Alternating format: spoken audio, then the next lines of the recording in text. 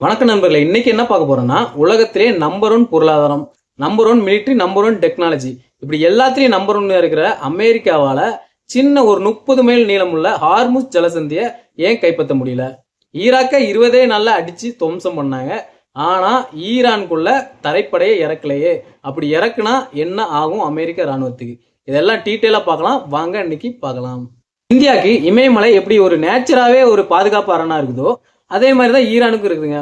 Iran கிட்டத்தட்ட ஒரு 7 நாட்டோட அவங்களோட நிலப்பரப்பை பகிர்ந்துக்கிறாங்க. அந்த 7 நாடுகளை பார்க்கலாமா? வடக்குல பார்த்தீங்கன்னா ஆர்மீனியாவும் அஜர்பைஸ்தான் துர்மெனிஸ்தான் இந்த 3 நாட்டோட பகிர்ந்துக்கிறாங்க. மேற்குல ஈராக்கும் துருக்கியும் இருக்குது. கிழக்குல பார்த்தீங்கன்னா ஆப்கானிஸ்தானும் பாகிஸ்தானும் இருக்கிறாங்க. இதை தவிர நீர்நிலையை பார்த்தீங்கன்னு வச்சுக்கோங்களேன், வடக்குல காஸ்பியன் கடல் இருக்குது, தெற்குல பாரசீக வளைகுடாவும் ஓமனும் இருக்குது. என்னதான் அமெரிக்கா பணம், பொருளாதாரம், மிலிட்டரியில பெரிய புலியா இருந்தாலுமே வியூகங்கள் நீங்க கரெக்டா வகுக்காம உள்ள இறங்குனீங்கன்னா 2ஆம் உலக போர்ல ஹிட்லருக்கு என்ன நடந்ததோ அதுதான் அமெரிக்காவும் நடக்கும். 2ஆம் உலக போர்ல ஹிட்லர் ரஷ்யாக்குள்ள இறங்கும் போது சரியான வியூகம் வகுக்காம, கிளைமேட் தெரியாம, நிலப்பரப்பை பத்தி கணிக்காம உள்ள இறங்கி கடைசியில போர்ல செத்தவனோட குளிர்ல செத்தவன் அதிகமாயிட்டான். இந்த மாதிரி நிலைமை தான். நீங்க வியூகங்கள் சரியா வகுக்காம உள்ள இறங்குனா அமெரிக்காவுக்கும் ஈரான்ல இதே கதி தான் நடக்கும். ஈரான் நிலப்பரப்பை பார்த்துட்டோம்னு வச்சுக்கோங்கன்னா ஒரு இயற்கையாவே ஒரு தட்டு மாதிரி அமைஞ்சிருக்குதுங்க.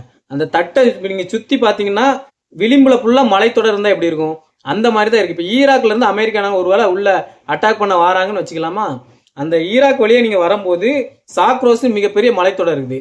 அந்த சாக்ரோஸ்ல நீங்க ஏறி ஈரான்ல போய் அட்டாக் பண்றது வந்து ஒரு தற்கொலை பண்றதுக்கு சமம் அப்படின்னு சொல்றாங்க. அதே மாதிரி வடக்கு பக்கம் பாத்தீங்கன்னு வச்சுக்கோங்களேன், ஆல்போர்ட்ஸ்னு ஒரு மிகப்பெரிய மலைத்தொடர், அவங்களுக்கு மிகப்பெரிய பாதுகாப்பா இருக்கு. இப்படியோ 1001 படமா மலைகளே கடந்து வந்துட்டாலுமே சென்டரில் பார்த்தீங்கன்னா மையப்பகுதியில் மிகப்பெரிய மனித நடமாட்டமே இல்லாத, மனிதன் வாழ தகுதியற்ற பாலைவனம், உப்பு பாலைவனம் இருக்குது. இந்த உப்பு பாலைவனத்தில் பார்த்தீங்கன்னா எந்த ஒரு பாதையுமே இருக்காது, மணலாக தான் இருக்கும். பாதையற்ற உப்பு பாலைவனத்தில் எப்படி பயணிக்கிறது ஒரு கஷ்டமோ அதே மாதிரி இன்னொரு கஷ்டம் அமெரிக்க ராணுவ வீரர்களால் தாங்க முடியாத வெப்பம். அந்த பாலைவனத்தில் அந்த வெப்பத்தை தாங்கிறது மிகப்பெரிய அவங்களுக்கு சவாலாக இருக்கும். இதை தாண்டி தான் நீங்கள் அடுத்த ஸ்டேஜுக்கு வந்தாகணும். இதையும் தாண்டி அமெரிக்க ராணுவம் தட்டு தடுமாறி இருக்கிற வீரர்கள் வச்சு முன்னேறி வந்தாலுமே அங்க அதுக்குன்னே பயிற்சி பெற்ற அந்த பாலைவன கிளைமேட்டை சமாளிக்கக்கூடிய சின்ன சின்ன தீவிரவாத குழுக்களை கூட அமெரிக்க ராணுவம் சமாளிக்க முடியாதுங்கிறாங்க. 4 பக்கமும் இருந்து அட்டாக் பண்ணும்போது அமெரிக்க ராணுவத்துக்கு அந்த இடத்துல சமாதி கட்டிடுவாங்கன்னு சொல்றாங்க. அதனாலதான் ஈராக்ல செய்ய முடிஞ்சதை ஈரான்ல செய்ய முடியாதுங்கிறாங்க. சரி வாங்க அடுத்ததா ஹார்முஸ் ஜலசந்தியை பார்க்கலாமா? முதலாவது அந்த ஹார்முஸ் ஜலசந்தியோட அகலத்தை பார்த்தீங்கன்னா வெறும் 33 கிலோமீட்டர் தான். இந்த 33 கிலோமீட்டர்ல அமெரிக்க கடற்படை கப்பலை கொண்டு வந்து நீங்க அதை கைப்பற்றணும்னு நினைச்சீங்கன்னா ஈரான்கிட்ட இருக்கிற அமெரிக்கா கப்பல் படையிட்ட பெரிய பெரிய கப்பல்கள் இருக்கலாம். ஆனா ஈரான்கிட்ட என்னன்னா அதிவேக சின்ன சின்ன படகுகள் இருக்குது. ஒரு பெரிய கப்பலை சுத்தி ஒரு 100 சின்ன படகுகளை மிக வேகமா ஒரு வெடிகுண்டோட அனுப்பி விட்டாங்கன்னு வச்சுக்கோங்களேன், ஒரு யானையே தேனீக்கெல்லாம் சேர்ந்து மொக்கிற மாதிரி தான். அதோட அந்த பெரிய கப்பல் என்ன ஆகும் அதை யோசித்து பாருங்க. உங்களுக்கு ரியாக்ஷன் டைம் அவ்வளோ இருக்காது, அதுக்குன்னா அந்த கப்பலை அழிச்சிருவாங்க. அடுத்ததா 2ஆம் காரணம் பார்த்தீங்கன்னா ஈரானோட தரையில இருந்து ஏவக்கூடிய மிசைல்ஸ் வந்து ஒரு வெறும் 33 கிலோமீட்டர் தான் இருக்குதுன்னு வச்சுக்கோங்களேன். அந்த 33 கிலோமீட்டரை எவ்வளவு நேரத்துக்குள்ள அடையும்? நீங்க வந்து உங்க கப்பல்ல இருந்து ஆன்டி மிசைல் சிஸ்டத்தை நீங்க அதை ரேடார்ல செக் பண்ணி அதை கண்டுபிடிக்கிறதுக்குள்ளே உங்களை அட்டாக் பண்ணி காலி பண்ணிடும். இந்த டைம் ரியாக்ஷன் டைமும் ரொம்ப கம்மியா இருக்கிறனால இந்த இடத்துல ஜலசந்தியை நீங்க கைப்பற்றுறது, கப்பல் படை கொண்டு வந்து கைப்பற்றுங்கிறது ஒரு கஷ்டமான விஷயம். பாத்தீங்கன்னா கடல் கன்னிவெடிகள். ஈரானால ஈஸியா நிறைய இடத்துல கடல் கன்னிவெடிகளை தூவி விட முடியும்.